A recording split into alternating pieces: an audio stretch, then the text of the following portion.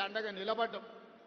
మరి నేను ఇవాళ బీజేపీ నాయకులను అడుగుతున్నా, మీకు కొంచెమైన ఆలోచన ఉందా?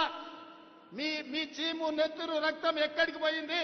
ఇవాళ పాకిస్తాన్ నుండి మన దేశంలో చొచ్చుకొచ్చి 26 మందిని పొట్టన పెట్టుకోవడమే కాదు, యుద్ధం నువ్వు ప్రకటిస్తే నీ యుద్ధంలో 36 మందిని కశ్మీర్లో మళ్ళీ పాకిస్తాన్ వాడే చంపితే మీరు మీ పార్టీ ఏం చేస్తున్నారు? గాడిద పళ్ళు దొమ్ముతున్నారా? నేను బీజేపీ వాళ్ళని అడుగుతున్నా.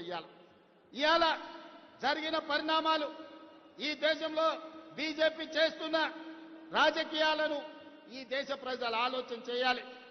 యుద్ధమన్నా దేశ భద్రతన్నా రాజకీయాలకు అతీతమని మన నాయకుడు రాహుల్ గాంధీ గారు చెప్తే, యుద్ధమైనా యుద్ధ నీతైనా ఏదైనా మాకు రాజకీయమే, ఎన్నికల లబ్ధి అని ఈనాడు తిరంగ ర్యాలీ పేరు మీద నరేంద్ర మోడీ గారు బయలుదేరి కాంగ్రెస్ పార్టీని, రాహుల్ గాంధీ గారిని విమర్శిస్తున్నాడు.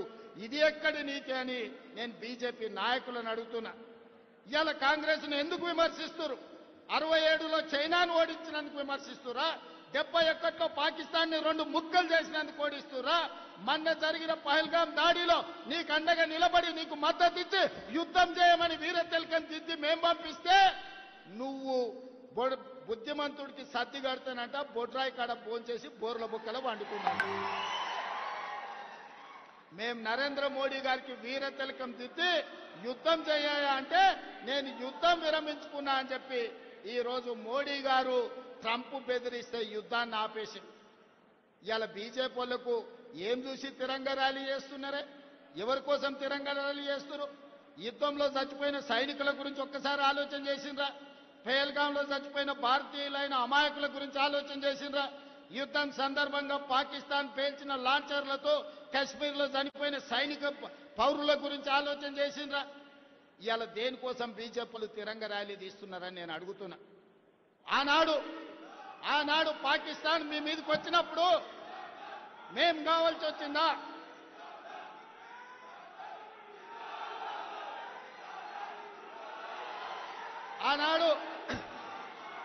ఆనాడు పాకిస్తాన్ ఉగ్రవాదులు ఈ దేశంలో అమాయకులను చంపినప్పుడు అఖిల పక్షం కావాల్సి వచ్చింది. కాంగ్రెస్ పార్టీ అండగా నిలబడాల్సిన అవసరం కనిపించింది. కానీ ట్రంప్ బెదిరించగానే నువ్వు యుద్ధాన్ని విరమించుకున్నప్పుడు అఖిల పక్షాన్ని ఎందుకు పిలవలేదని మేము సూటిగా అడుగుతున్నాం ఈ దేశ ప్రధానమంత్రిని. ఇది నీ సొంత వ్యవహారం కాదు, నీ పార్టీ వ్యవహారం కాదు, ఇది ఎన్నికల విధానం కాదు, ఇది దేశ భద్రతకు సంబంధించిన విధానం. దేశ భద్రత విషయంలో యుద్ధం చేయాల్సిన సమయంలో యుద్ధం విరమించడం ద్వారా 140 కోట్ల భారతీయుల యొక్క ఆత్మ గౌరవాన్ని ట్రంప్ దగ్గర తాకట్టు పెట్టొచ్చి ఇవాళ గొప్పల కోసం ఉపన్యాసాలు బీజేపీ వాళ్ళు ఇస్తున్నారు తప్ప ఈ దేశ భద్రత పట్ల వాళ్లకు పట్టింపు లేదు. పదే పదే చెప్పేది పాక్ ఆక్యుపైడ్ కాశ్మీర్ను మేము సాధిస్తామని.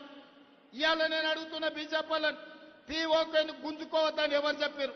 మేమందరం దేశంలో ఉన్న అన్ని రాజకీయ పార్టీలు 140 కోట్ల మంది మీకు అండగా నిలబడి పాక్ ఆక్యుపైడ్ కాశ్మీర్ను గుంజుకో, పాకిస్తాన్ ఓడించమని చెప్పినాం.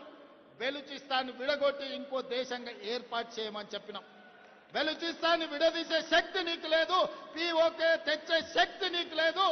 కానీ ఇవాళ కాంగ్రెస్ పార్టీని మీరు విమర్శించడం ద్వారా ఏమి చెప్పదలుచుకున్నారని బీజేపీ నాయకులను నేను అడగదలుచుకున్నా.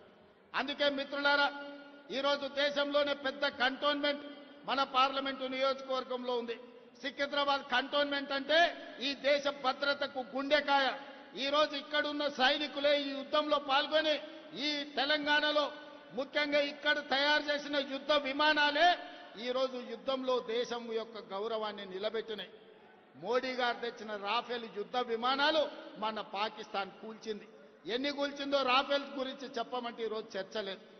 ఈరోజు మన దేశం కాదని ఇతర దేశాల నుంచి రాఫెల్ యుద్ధ విమానాలను కొనుగోలు చేసిన మోడీ గారు మీరు జవాబు చెప్పండి. మన పాకిస్తాన్తో జరిగిన యుద్ధంలో ఎన్ని రాఫెల్ యుద్ధ విమానాలు పాకిస్తాన్ నేలగూల్చిందో మీరు లెక్క చెప్పండి.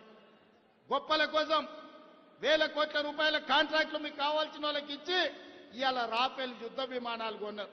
అవెందుకు నేలగూలినాయో ఇవాళ ప్రజలకు సమాధానం చెప్పాలి. అందుకే మిత్రులారా, ఇవాళ ఈ ర్యాలీ ఎన్నికల కోసం కాదు, ఈ ర్యాలీ ఓట్ల కోసం కాదు, ఈ ర్యాలీ కాంగ్రెస్ పార్టీ కోసం కాదు, ఈ ర్యాలీ వేలాది మంది తరలి వచ్చింది ఈ దేశ సైనికుల యొక్క ఆత్మ స్థైర్యాన్ని నిలబెట్టడానికి, ఆత్మ గౌరవాన్ని పెంపొందించడానికి. మన యుద్ధంలో పాల్గొన్న సైనికులు మా వాళ్ళు, మా ఆత్మ గౌరవం సైనికులకు మేము అండగా నిలబడ్డామని ఇవాళ మల్కాజ్గిరి పార్లమెంటు ప్రాంతంలో వేలాది మంది కదం దొక్కింది. సైనికులకు అండగా నిలబడడానికి, యుద్ధాన్ని విరమించడం ద్వారా సైనికుల ఆత్మ గౌరవాన్ని, ఆత్మ స్థైర్యాన్ని బీజేపీ దెబ్బతీస్తే